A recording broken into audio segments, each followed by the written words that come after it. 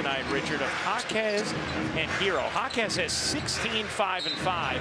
Hero, 21, 9, and 9. His growth from when I showed up to the time that I left. He was in Minnesota on not a very good team, was the primary player, putting up huge numbers, and then had to sacrifice so much, similar to what Chris Bosh had to sacrifice here in Miami as the third of the big threes. So his growth and just understanding what it takes to win, that was big for Kevin Love. Caruso hits the three. How about Love tonight is 10 for 10 from the free throw line. Oh yeah, make a field goal, Kevin. Make some more field goals. Free throws are nice and all. He has one made three, 13 points. Highsmith a deep three is short. Vucevic the rebound. 21-point Heat lead, a minute and a half into the fourth quarter.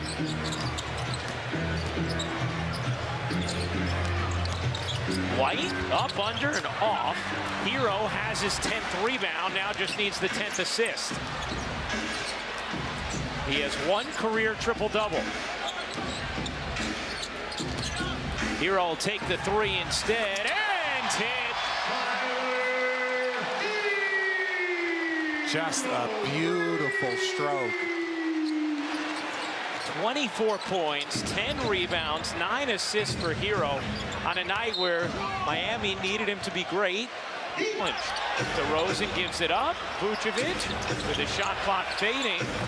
Can't hit the mid-range, and Kevin Love secures another rebound. Now that's the second time that the Miami Heat came out in a zone off of a timeout situation.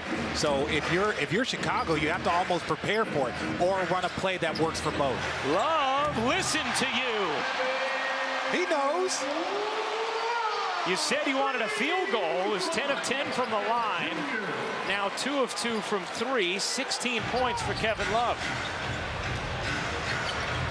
DeRozan in the mid-range. Now 7 for 14 from the floor. 19 points for DeRozan, but just 4 in the second half. Just haven't seen a whole lot of field goal attempts from DeRozan in the second half.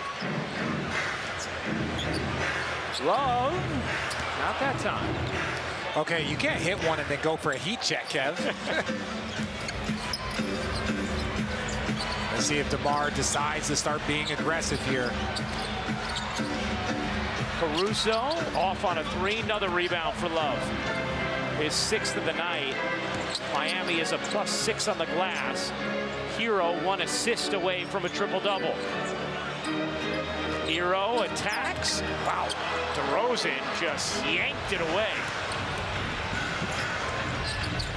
In the corner, Desumu's three off the mark. And you understand the three-point shots. That's the one thing that's going to get them back into this game. They got 67 points with 8 to go.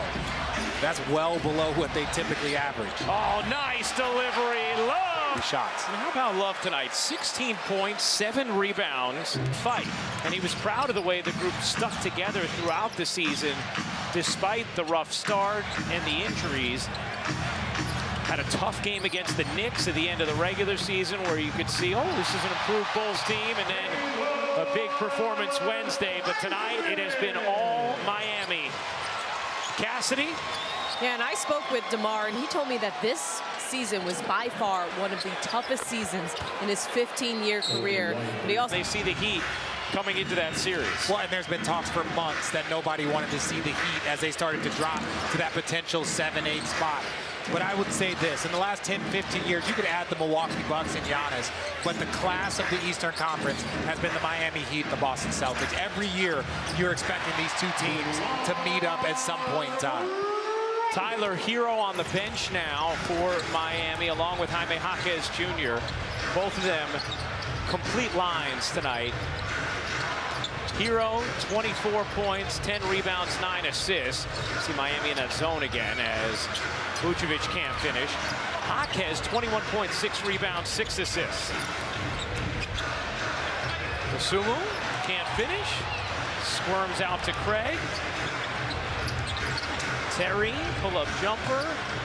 Well, that's going to be. You know about the history of Milwaukee and Indiana, and obviously Giannis's not 100%. We're not sure of his status. But when you go down 1 through 8, there are matchups, there are history, and I think it's going to be a great playoff run. Right, and in those series where, sometimes the 2-7 might not offer a ton of intrigue or the 1-8 might not. This year they do because of the history with Boston and Miami, and then because Philly is not your normal 7 seed, obviously, landed there because of the huge chunk of time which they did not have Joel Embiid.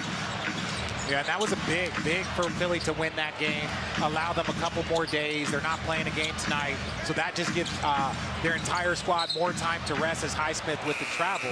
But now you see Jalen Brunson has firmly announced himself as a star in this league. We all saw it last year, and this year was, oh, no, this is clearly a first or second team All-NBA guard. How many years was Brunson in school? He won 2 national championships. Yeah, 4. He was there for 4 years. My point is this. You can still draft 4-year players, 3 4-year players, if you have an eye for talent, especially Brunson came from a winning program. It's amazing when you talk to different coaches throughout the NBA, how much they feel that difference. Yeah, I mean, Jalen Brunson, 4th in the league in scoring this year. But, Richard, I think it's such a wonderful point because sometimes there's this thought of, oh, why was a guy in school that long? Why didn't he come out? Instead of, hey, okay, there's a value add to that experience and to finishing off your game rather than having to do it at the NBA level. Yeah, well, now what's happening is you're drafting guys and you're teaching them. You're teaching them basketball. Right. That used to be done in college with high-level coaches. You would teach basketball. Mind the game. It's great. Have you listened yet? I've seen the clips everywhere on social. Yeah. I think him and JJ do an outstanding job. If you guys haven't listened to it, go check it out. It's really good. And LeBron wearing a mic is almost like its own mind the game within game one. His whole life is a mic. Everywhere he goes, anything he does, and rightfully so. But look, if this Miami Heat team is going to make any noise against Boston, they're going to need deep contributions. It's got to be by committee. Tonight, Miami 35 points off their bench to 15 from Chicago. Kevin Love outscored the Miami bench all by himself.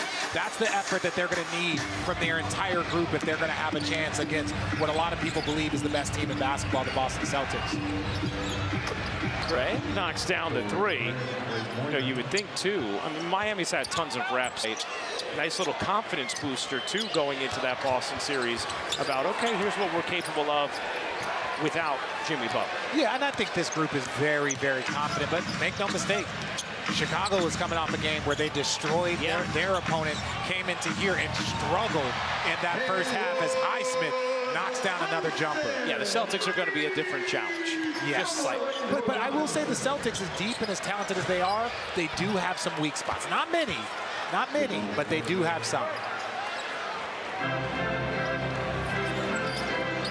Final minute and 10 seconds of this 4th quarter.